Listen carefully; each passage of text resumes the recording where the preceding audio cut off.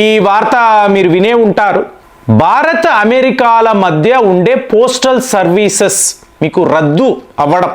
అంటే ఇక మీదట పోస్టల్ సర్వీసెస్ ఉండవు. భారత్ నుంచి మీరు ఒక సీలింగ్ ఉంటుంది, దానికి పైన మీరు ఎటువంటి పార్సల్స్ పంపించలేరు. సో జయశంకర్ గారిని అడిగారు అనుకోండి, ఈ డొనాల్డ్ ట్రంప్ని మనము గమనించాలి, చాలా చాలా జాగ్రత్తగా గమనించాలి.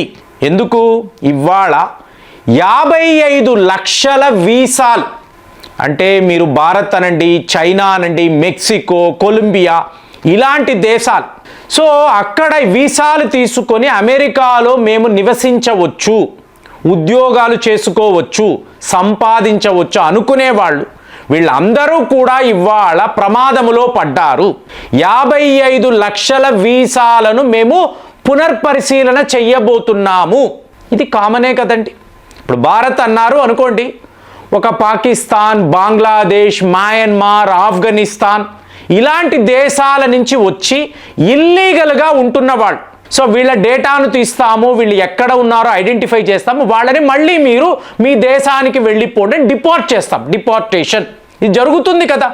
సో అమెరికాలో కూడా ఇలా జరగవచ్చు కదా, ఇల్లీగల్ మైగ్రెంట్స్ చాలామంది ఉంటారు కదా. ఇది ఏంటి, ఇందులో ఏంటి పెద్ద విషయం అంటే అలా కాదండి, ఇది కామన్ విషయము కాదు. ఎందుకు అంటే డొనాల్డ్ ట్రంప్ యొక్క తీరుని మీరు చూడాలి.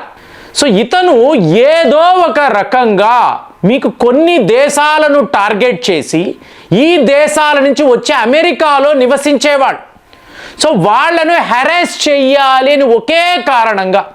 ఇది మీకు ఈజీగా చెప్పాలి అనుకోండి, ఇప్పుడు మీరు ఒక నైట్ పార్టీకి వెళ్ళారు, సో కొద్దిపాటి ఆల్కహాల్ తీసుకున్నారు, మీరు రోడ్డు మీదకి వచ్చారు, పోలీసులు ఆపారు, సో మీకు ఆల్కహాల్ టెస్ట్ చేసినప్పుడు మీరు దొరికిపోయారు. ఇది కామన్ కదా. సో వెంటనే ఏం చేస్తారు, ఒక ఫైన్ వేస్తారు, లేదా పక్కన ఉండే పోలీస్ స్టేషన్కి తీసుకువెళ్ళి కూర్చోబెడతారు. ఇది కామన్గా జరిగే విషయం. కానీ ఇవాళ ఏమైంది, ఈ చిన్నపాటి తప్పు చేసినా ఇమీడియట్గా ఈ దేశాన్ని విడిచిపెట్టి వెళ్ళిపో అంటే, భార్యాభర్తలు ఒక సూపర్ మార్కెట్కి వెళ్ళారు, పలానా వస్తువు కొనాలి అనుకున్నారు, ఇంతలో వాళ్ళ మధ్య వాగ్వివాదం వచ్చింది, చిన్నపాటి గొడవ జరిగింది. సో ఇది సీసీ కెమెరాస్లో చూసి వీళ్ళు మా అమెరికా యొక్క శాంతియుత వాతావరణాన్ని పాడు చేస్తున్నారు, వీళ్ళని భారత్ పంపించేయండి అంటే ఎలా ఉంటుంది? మీకు ఐదర్ ఫైన్ వేయాలి లేదా పోలీస్ స్టేషన్లో కూర్చోబెట్టాలి.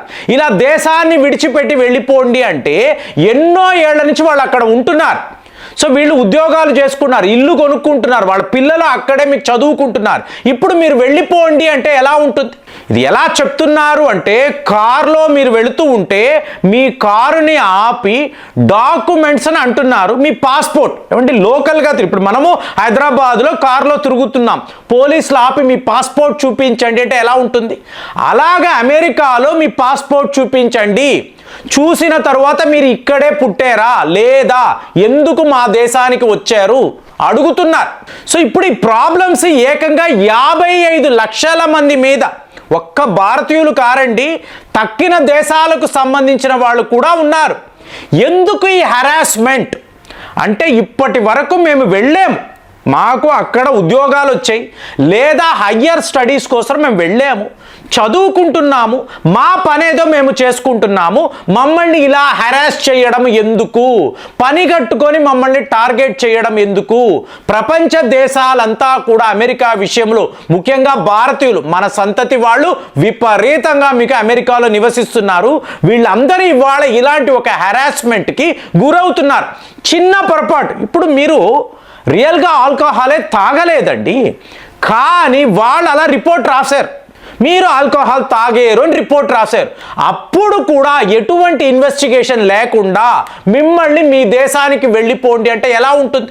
నేను ఏ తప్పు చెయ్యలేదు కదా అని మీరు ఎక్కడ మొరపెట్టుకుంటారు? కాబట్టి ఇవాళ ఏంటి, లీగల్ సిస్టమ్ మీద ఆధారపడండి.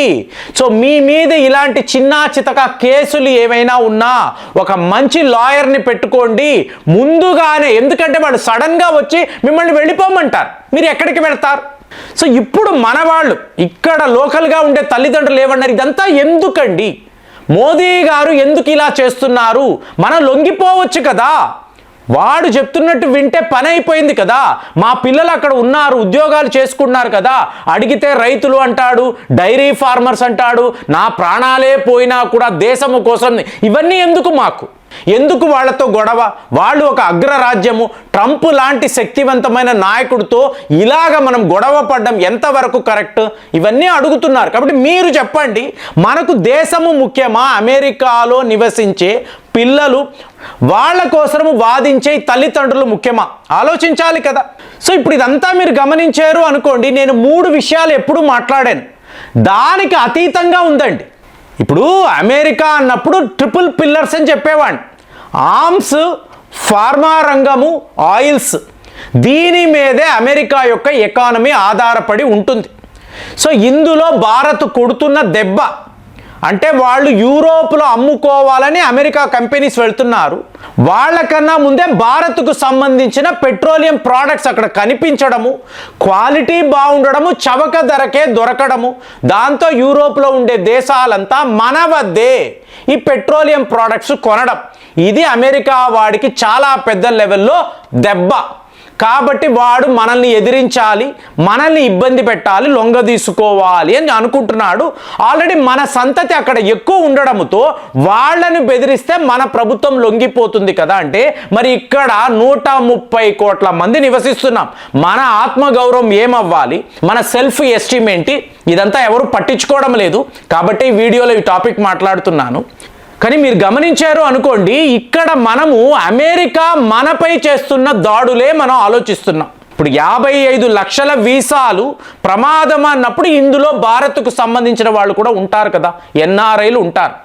కానీ మీరు ఇంకొక వైపు చూశారు అనుకోండి, బ్రిక్స్ గ్రూప్ గురించి మనం మాట్లాడతాం. ఇవాళ బ్రెజిల్ యొక్క అధ్యక్షుడు, నేను డొనాల్డ్ ట్రంప్తో మాట్లాడను, నేను మోదీ గారికి కాల్ చేస్తాను, జీ జిన్పింగ్తో నేను నా బిజినెస్ నెగోసియేషన్స్ మొదలు పెడతాను. సోయాబీన్స్ అని అంటున్నాం. సోయాబీన్స్ అన్నప్పుడు చైనా వాడు అమెరికా వద్దే ఆల్మోస్ట్ 90% కొంటాడు. ఇవాళ 70% నేను సోయాబీన్స్ బ్రెజిల్ వద్దే కొంటాను, అమెరికా వద్ద ఇక కొనను, వేరే మార్కెట్ చూసుకుంటాను చైనా వాళ్ళు చెప్తున్నారు. బ్రిక్స్ గ్రూప్ కాబట్టి చైనా గురించి మాట్లాడుతున్నాను. ఇలా మీరు చూసుకున్నారు అనుకోండి, అమెరికా యొక్క వ్యాపారం, ఒక్క సోయాబీన్స్ గురించి నేను మాట్లాడుతున్నాను. మీకు తక్కిన ప్రోడక్ట్స్ అంటే మీరు చైనా, బ్రెజిల్ అన్నారు అనుకోండి, ఏకంగా 3 లక్షల కోట్ల రూపాయలు అమెరికాకు నష్టం. 3 లక్షల కోట్లు, హ్యూజ్ మనీ. ఇప్పుడు ఇదే పని భారత్ కూడా చేసింది అనుకోండి, అమెరికా వద్దు అన్నాము అనుకోండి, ఇది మీకు 5-6 లక్షల కోట్ల దాకా కూడా వెళ్ళవచ్చు. ఇక రష్యా దెబ్బ, ఒకవేళ మేము అమెరికాను టోటల్గా బాయ్కాట్ చేస్తున్నాము అన్నారు అనుకుంటే, బ్రిక్స్ గ్రూప్ గురించి చెప్తున్నాను, ఇది 10 లక్షల కోట్లు దాటిపోతుందండి.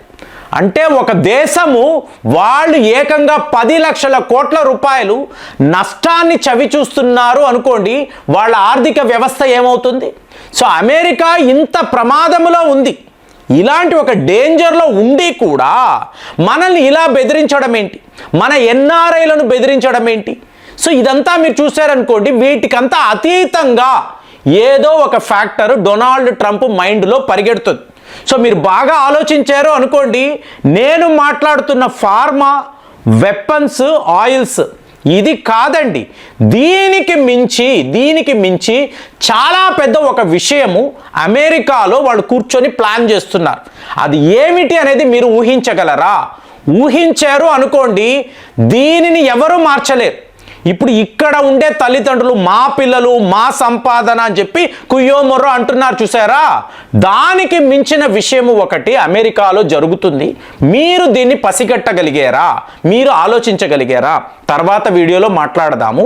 మరి ఇక్కడ డొనాల్డ్ ట్రంప్ 55 లక్షల వీసాలను టార్గెట్ చేస్తున్నాడంటే దీన్ని మీరు ఎలా చూస్తున్నారు? కామెంట్స్లో రాయండి. మళ్ళీ వచ్చే వీడియోలో కలుద్దాం. జై హింద్.